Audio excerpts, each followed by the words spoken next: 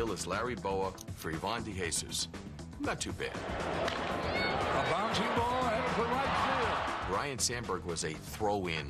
So there it is, the 2000th hit of his career. 1982, the Phillies and Cubs swapped shortstops. Ivan DeJesus to Philadelphia, Larry Boa to Chicago. As a throw-in, the Phillies sent along Ryan Sandberg, whose entire Major League career to that point consisted of 13 games. Boa and DeJesus played without distinction for their new teams. Sandberg played his way into the Hall of Fame. Ryan Sandberg in the Phillies farm system was considered a decent prospect. The Phillies needed a shortstop in Ivan DeJesus, and it seemed like a good move at the time, like a lot of these kind of trades do when you trade a prospect for a veteran guy, but sometimes it doesn't work out that way. Fans are saying, the media saying, well, who's this Sandberg guy in this trade? Nobody knew who I was, except for Dallas Green, who just came from the Phillies organization as manager, and now he was the new GM of the Cubs.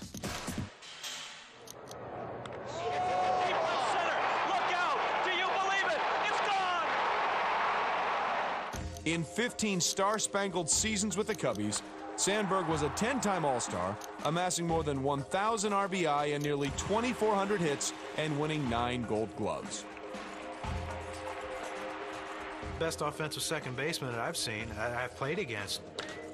As it turns out, sure, a terrible trade, but at the time, I don't think people were saying that. This is an example of why teams don't want to part with even lesser-known prospects. You make a move like this, and you never know when it's going to look awful. Sometimes you take a calculated risk. Sometimes you just make a mistake. Struck him out. Pedro Martinez is perfect through 9 innings. November of 1993, the Dodgers, concerned that Pedro Martinez was on the frail side, traded the young right-hander to Montreal for second baseman Delino DeShields. In 3 seasons with L.A., DeShields hit .241. Martinez, meanwhile, began to compile a Hall of Fame candidacy. The Dodgers weren't convinced that he could stand up to the rigors of a lot of innings at the Major League level. Ooh, good fastball there. Too small, too skinny. He won last. He can't pitch 5 innings as a starter. Took me 7 years to miss a start. Under the tutelage of Felipe Alou, Pedro really blossomed into the pitcher that he could have become for the Dodgers. With the Expos, Martinez won his first Cy Young Award. After being traded to Boston, he won 2 more. Then he helped turn the Mets into contenders. For the 3 teams in his post-LA career, he's pitched more than 2,500 innings and fashioned an ERA under 3. It wasn't as if we wanted to trade Pedro. The question was, how do we fill a need? And we felt that we were acquiring one of the top young second basemen. Unfortunately, from the standpoint of the Dodgers, it didn't work out that way. Bagwell didn't look like he was going to be a great prospect. He hadn't hit with much power in the minor leagues. And Larry Anderson was a very good relief pitcher at that point. Boston needed him for the pennant drive that year, and it didn't seem like they'd given up that high of a price to get him. As it turned out, it was one of the worst trades in baseball history.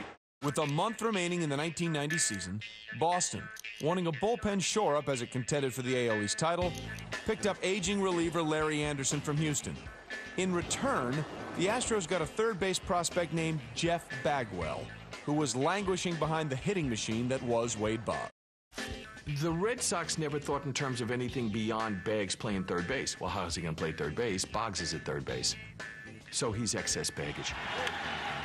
While Anderson wasn't re-signed by Boston after the 1990 season, Bagwell switched to first base in '91 by Houston and was the Rookie of the Year. 3 years later, he was MVP. 9 times he hit more than 30 homers and scored more than 100 runs, and 8 times he knocked in at least 100 runs in becoming the anchor of the Astros. Bagwell was not a guy in the very low minors. Bagwell was a guy they knew was going to be a fine ball player. When you're trying to get to where you want to go right now, sometimes these deals are made. And when they do come back and bite you, boy, you know, people aren't going to forget. The trade of Fergie Jenkins by the Phillies to the Cubs was all about youth for age. They call myself, Adolfo Phillips, and John Hernstein in, and they say there's a 5-player deal with the Cubs. We'd like you to report to the Cubs in 24 hours. There's a good fastball, strike call. Fergie Jenkins had pitched only 14 innings for the Phillies when he went out to the Cubs in a deal for pitchers Larry Jackson and Bob Buell in April of 1966. Jackson and Buell won 47 games combined before retiring. Jenkins won 147 in his first 8 seasons with the Cubs, 6 times being a 20-game winner. When I got traded to the Cubs, I had the opportunity to pitch a lot, and I ended up making a pretty good career out of an opportunity, and so I took full advantage of it. I think that that was a big mistake, no question of it. Jenkins pitched himself into the Hall of Fame. He finished with 284 wins and became the 7th pitcher to compile at least 3,000 strikeouts. Unfortunately, trades are something that you can't foresee, or you can't foresee the potential of young blood. You make your own luck a lot of times. Worst trade in history was Ernie Broglio for Lou Brock. There he goes. Permit me to read to you the comments of the brain trust of the Chicago Cubs when they dealt Lou Brock. I believe this deal puts us in a much better position to make a run for the flag. I think this is going to make us more respected. In June of 1964, the Cubs traded Lou Brock, who was in his 3rd season as their left fielder, to the Cards with 2 others for pitcher Ernie Broglio and 2 others. Over the next 103 games, Brock hit .348 with 33 steals. It was a taste of the brilliance that would take him to the Hall of Fame. When I got the call for the trade, I was shocked that the word trade came up. I was probably the 5th outfielder on the team. Ernie Broglio. Outside the major league pitcher, actually had won about 60 games in the last 3 years. Overall, I thought it was a good trade. We needed pitching, we were scoring runs, and Broglio, coming off the season that he had, I think it was good. In his career, Brock banged out over 3,000 hits, stole over 900 bases, including 118 in 1974, and helped the Cardinals win 2 World Series. Broglio? Well, he developed arm problems and went 7-19 in 2+ seasons with the Cubs before being released. Look at the Cardinals' history. They always have a spirited ball club. Is one that didn't defeat itself. You had to beat it. Had a guy in the leadoff slot who could do those things and raise the level of excitement. So the next 17 years, that's what I did. When you say lefty, and everyone in both leagues knows exactly who you're talking about when it's a pitcher, the pitcher must be pretty good. Cardinals owner Augie Busch, locked in a contract dispute with Steve Carlton, unloaded his 20-game winner before the 1972 season, shipping him to Philadelphia for right-hander Rick Wise. Lefty promptly won 27 games with a 1.97 ERA for a last-place club, earning him the first of his 4 Cy Young Awards. At the time, both having contract disputes, I'll trade my problem for your problem, and that's what the Cardinals did, thinking that they were going to get equity in the deal, but they got anything but that. Rick Wise turned out to be a pretty good pitcher, but Carlton was a Hall of Fame pitcher, and it definitely was a trade that went in the Philadelphia Phillies' favor. Cardinals were competing at first or second. They were really a good ball club. When I got traded, I said, "Well, God, the Phillies, they don't win anything." While Wise bounced around to 3 teams after a 2-year stay with the Cards, Carlton and his lethal slider wound up with 329 wins, and he was one of only 4 pitchers with 4,000 strikeouts. Swing and a miss, a slider down and in, and he struck him out. As a broadcaster, every time he had the ball, you had a little bit of extra jump to your step as you went to the ballpark. He had one of the greatest work ethics I've ever seen. He's one of the strongest human beings I've ever been around. He was fabulous to work with. I think to this day, Cardinal fans are kind of wondering, why in the world did this all come about? Even though he hit .296 with 33 homers and 113 RBI in 1965, Frank Robinson was thought to be on the decline by Cincinnati GM Bill DeWitt. That December, he sent Robinson to Baltimore for pitchers Milt Pappas and Jack Baldwin and outfielder Dick Simpson. Robinson proceeded to carry the Orioles to a sweep. The owner of the Cincinnati Reds was quoted as saying Frank Robinson was an old 30. He didn't say that. What he said is Frank Robinson is not a young 30, but Robinson was aged in good wood. He goes for Milt Pappas, and Pappas didn't have a bad time in Cincinnati. Unfortunately, he gained the designation as the principal guy traded for Frank Robinson. Frank Robinson, the Reds were wrong about what he had left to offer, and the Orioles needed that one extra guy to put them over the top. The Orioles, of course, their body of work speaks for itself in the late 60s and the early 70s while Frank was there. What an amazing deal by the Baltimore Orioles. Robinson, a right-hand batter. Long drive to left field, way back, kiss it goodbye, home run. In his first season in Baltimore, Robinson hit .316 with 49 homers and 122 RBI. That was worth the Triple Crown, and in the process, he became the first player to be named MVP in both leagues. He would finish his Hall of Fame career with 586 home runs. A year after the disastrous trade had been made, DeWitt, who also owned the Reds, sold the team. Lessons learned, which is always a good exercise. The great players are few and far between, and if you have an opportunity to get one, or if you have one, hang on to them. Christy Mathewson, that's one of the all-time boneheaded trades of all time. It kind of gets lost because of the time element and how many years have gone by, but this is a guy who won 373 games and one of the immortals of all time, and just shows that GMs today just don't make mistakes. They made them in the old days, too.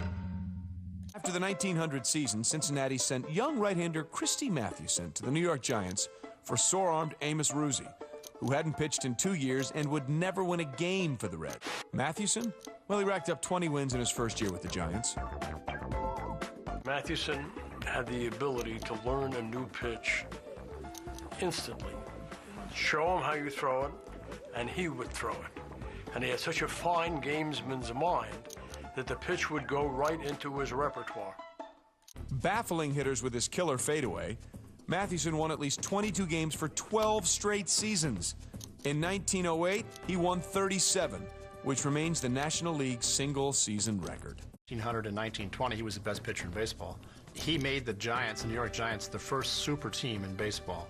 What's ironic is that Mathewson returned to the Cincinnati Reds as a player-manager in 1916 and won one game for the Cincinnati Reds, which was one more game than Amos Ruzzi ever won for them. Got him on a call, third strike. He was kind of the car keys reliever. When Eckersley comes to the mound, people start reaching for their car keys.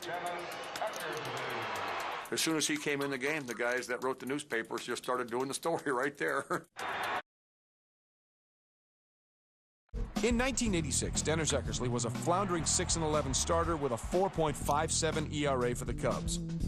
The following spring, he was traded with a reserve infielder to Oakland for 3 minor leaguers, none of whom ever even made it to the majors. They said, "You're going to Oakland." I remember the last thing I said was like, "I'm not done yet." It's better to be lucky than good, and we were lucky that we got him, and so we took the benefit of it for the next 10 years. This would go down as one of the worst trades in the history of baseball, that they got these 3 guys for an eventual Hall of Famer, and these 3 guys collectively were never able to play one day in the major leagues. He got him, and the ball game is over. With Oakland, Eckersley evolved into the 9th inning only closer that has since become a universal tactic. In one 5-year stretch, he averaged 44 saves a season. On his way to the Hall of Fame, he was voted the AL MVP and Cy Young in 1992. He was so dominant because he had such great control. Almost looked like he just was looking through one eye. He closed the other eye. It looked like he was shooting a gun. You know, for those years that he was at the top of his game as a closer, he was unhittable. If you took a lead into the 9th inning, Eckersley was going to bring it home. Basically 2 words, explain them. Game over.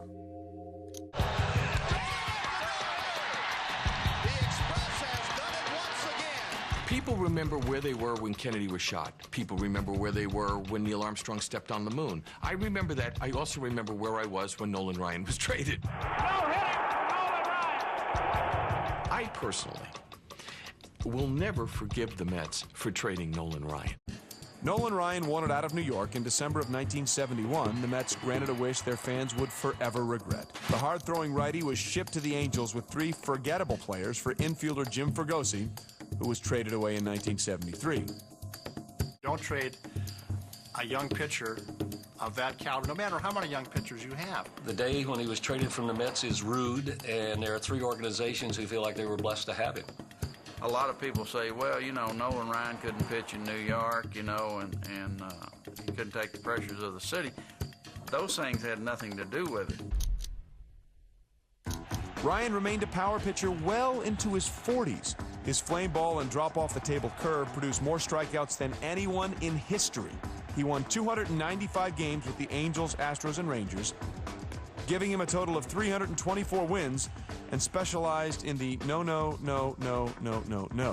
That's 7. I think I only had one 20-game hitting streak in my life, and he stopped mine.